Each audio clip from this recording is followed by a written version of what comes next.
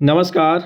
अक्सर हम सुनते हैं कि अमुक कर्मचारी को अनुशासनहीनता के आरोप में निलंबित किया जाता है। तो क्या निलंबित किए हुए कर्मचारी को क्या उसे वेतन नहीं दिया जाता है? अगर वेतन दिया जाता है तो कितना वेतन दिया जाता है?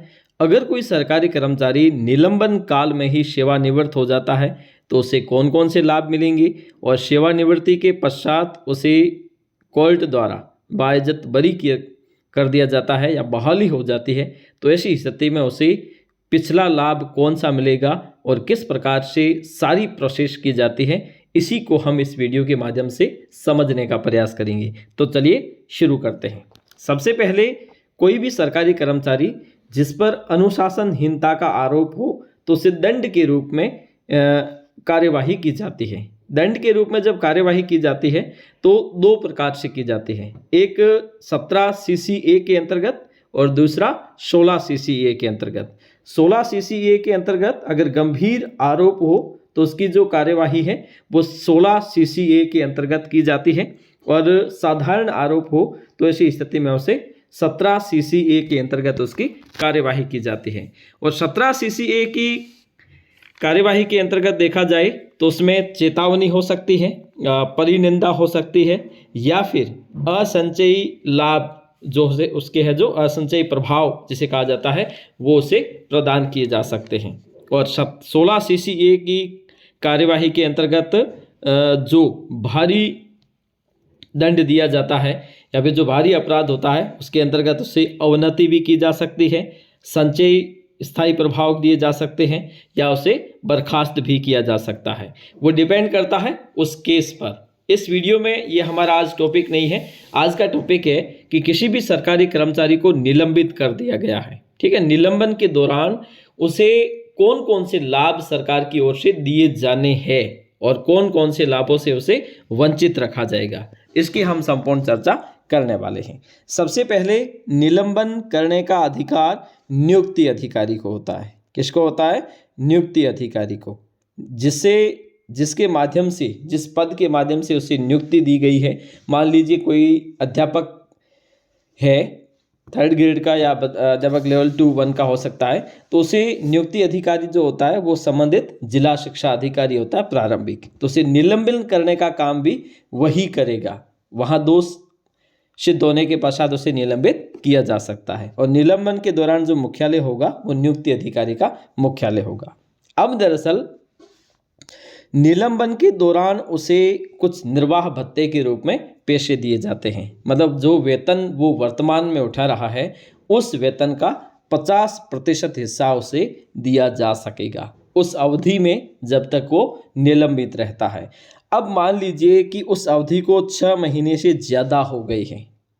अगर 6 महीने से ज़्यादा हो गए हैं और वो बराबर उस जांच अधिकारी को रिपोर्ट कर रहा है, समय पर वहाँ मुख्यालय पर उपस्थित हो रहा है, किसी प्रकार की अनुशासनहीनता निलंबन काल अवधि के दौरान नहीं दिखा रहा है और 6 महीने से ऊपर हो गया है, जिसमें 6 महीने की अवधि के बाद उसमें उसका कोई कसूर नहीं है, तो ऐसी स्थिति में इसे 75% किया जा सकता है। अगर ऐसा नहीं है कि जांच अधिकारी को वो बिल्कुल भी कोऑपरेट नहीं करता है, समय पर हाजिरी नहीं देता है, तो ऐसी स्थिति में वो 50% ही रखा जा सकता है।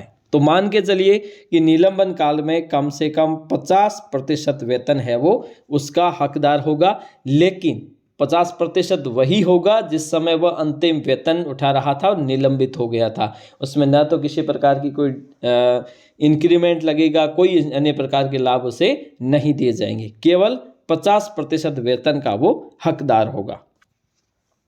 अब मान लीजिए कि कोई सरकारी कर्मचारी जो 4-5 साल निलंबित रहा और निलंबन काल में ही उसे सेवानिवृत्त वो हो गया, तो ऐसी स्थिति में उसे कौन से लाभ दिए जाएंगे? एक तो निर्वाह भत्ता जो था वह पेंशन में कन्वर्ट हो सकता है और उसके बाद में इसके अलावा जो जमा राशि है SAI और GPF की राशि है वो उसका भुगतान उसे किया जा सकता है, क्योंकि वो उसके स्वयं का वेतन से कटी हुई राशि है, तो वो उसका स्वयं का जमा राशि है वो उसे दिया जा सकता है। अब ग्रेजुटी का भुगतान उसे नहीं किया जाएगा और कम्यूटेशन का भुगतान भी नहीं किया जाएगा, क्योंकि जब तक केस सोल्व नहीं हो जाता तब तक उसे कम्यूटेशन का भुगतान नहीं किया जाएगा, न ही पीएल का भुगतान किया जाएगा।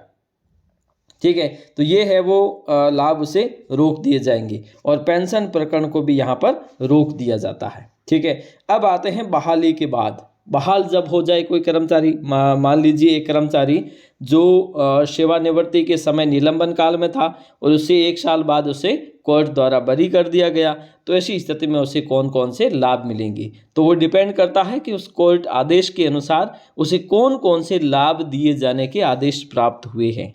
अगर वो 5 साल तक निलंबित रहा है तो निलंबन अवधि में उसकी जो इंक्रीमेंट रोके जाने हैं या फिर उनकी रोके जाने के आदेश हुए या नहीं हुए, क्या उसे सभी इंक्रीमेंट देने हैं, सभी एरियर के रूप में उसे राशि का भुगतान करना है, तो वो सारा का सारा भुगतान उसे किया जाएगा। अगर ऐसा नहीं किया गया तो उसे नहीं किया जाएगा, क्योंकि जो संचयी और असंचयी प्रभाव होते हैं जिसके अनुसार एक में है जो इंक्रीमेंट स्थायी रूप से रोक दिए जाते हैं, 16 CCA के अंतर्गत उसमें स्थायी रूप से रोक दिए जाते हैं।